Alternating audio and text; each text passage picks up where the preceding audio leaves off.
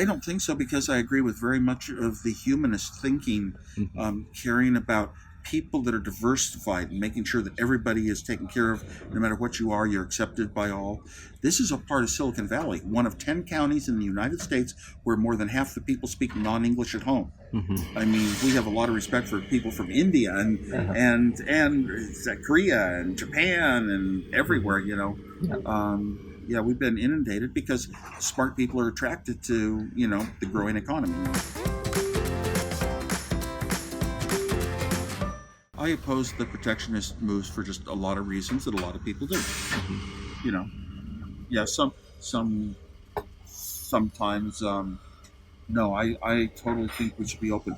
I have thinking. A lot of people say you're kind of like Buddhist. I don't have a religion. So very often people ask me, where are you from? Hmm. Instead of saying something like California, I say I'm from planet Earth.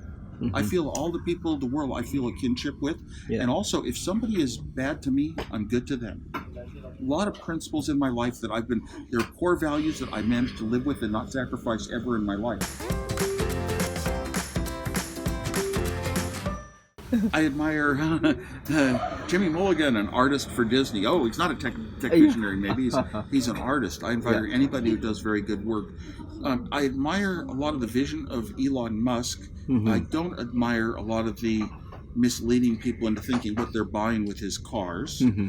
Um, I admire Tim Cook because he cares about a lot of the just the human considerations of people. And we were the first noted company, Yeah. technology company, to have equal pay for each gender. First of all, great products are the start of great companies. Yeah. We started Apple with an Apple II computer. The first time ever arcade games were color. First time ever they were software. You could write a game in a day instead of a year. This was a huge step for gaming. Okay, why? I built the computer for myself. Steve Jobs and the iPhone. You can read about it. He made sure every little detail was right and worked, and he could use it, and it wasn't too complicated for himself. Hmm. Making a product for himself made it right for everyone else. Elon Musk built the. Why would you build a large electric car? It violates the laws of economics. You want the cost of the car to be lower. You want the battery, less weight. Why would you make a large electric car? He had a large family. Why Hmm. were the six first charging stations between his home in Bel Air and the factory up in Fremont, California? Yeah. Well, that was for his own needs, where it started from. Now we've expanded the Tesla superchargers, and you can drive anywhere in the country. You can do anything you could do with a gas car. So great products often come from you wanting it for yourself. Hmm. And he saw that the formula was for himself was not going to be just an electric car. Yeah. It was going to be charging stations, gas stations, and eventually the car is based on batteries. You've got to be in control of that technology. It really determines how good a car you can make for what price. Yeah.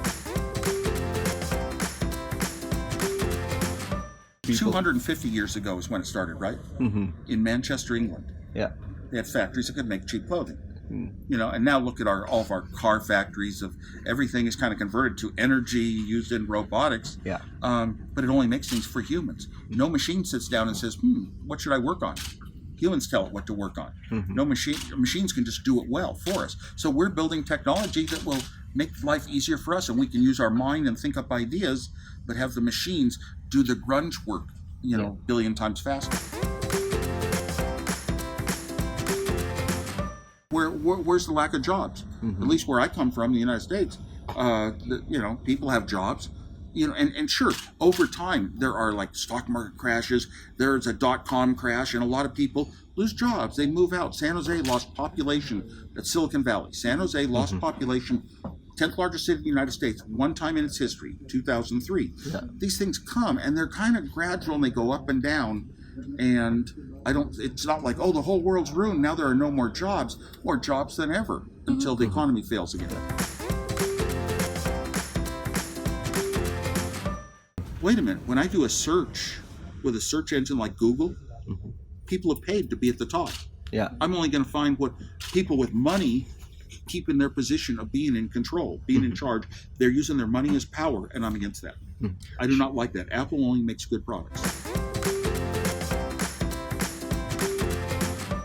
People should look at how they assume a lot of alternate markets because of their market position, but I think that of even companies like Apple, hardware companies. I it's hard to say. We don't really have a firm idea of when companies should be broken up and why. Stephen Hawking says the same Yes, thing. yes. The greatest fear to mankind might be artificial intelligence. That's right. I was saying the same things for 2 years before they were on stage. And then when they came in, I rethought it, and I thought in terms of concrete actions, products, how they had to evolve, and what is intelligence. And these machines aren't close to intelligence. They don't work like a human brain. We don't know how the human brain is structured. I studied the human brain very deeply. I almost got my degree in psychology. Mhm. We do not know these things, and calling it intelligent, it's kind of ridiculous. So we're not at a stage. There's no machine that has sat down yet and said, what do I want to do today? Whether or not it helps humans. Machines don't think that way.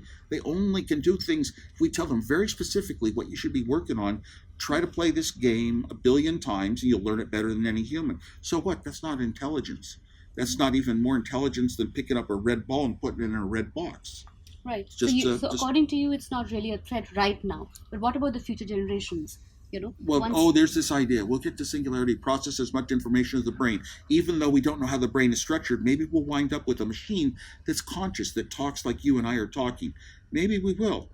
But I just don't buy it. I don't believe it. There's no evidence of that. We don't have any assurance. What about things like Sophia, The machine will now be able to program itself, saying, I want to do this job. I'll program myself better than the humans would have.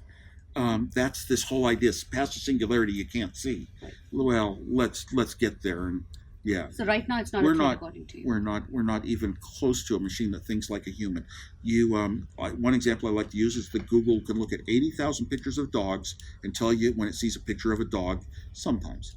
Whereas a little 1 to 2 year old infant can see that's a dog. You say one time and they know forever. And they know that it has kind of limbs that are kind of like their arms, and it has a tail, and what its softness is. It knows more than just it's an image a view that I saw. It's like emotion. parts of it. It's like what it's constructed of. And we don't. That's not what our they call it artificial intelligence. I agree with the A and not the I.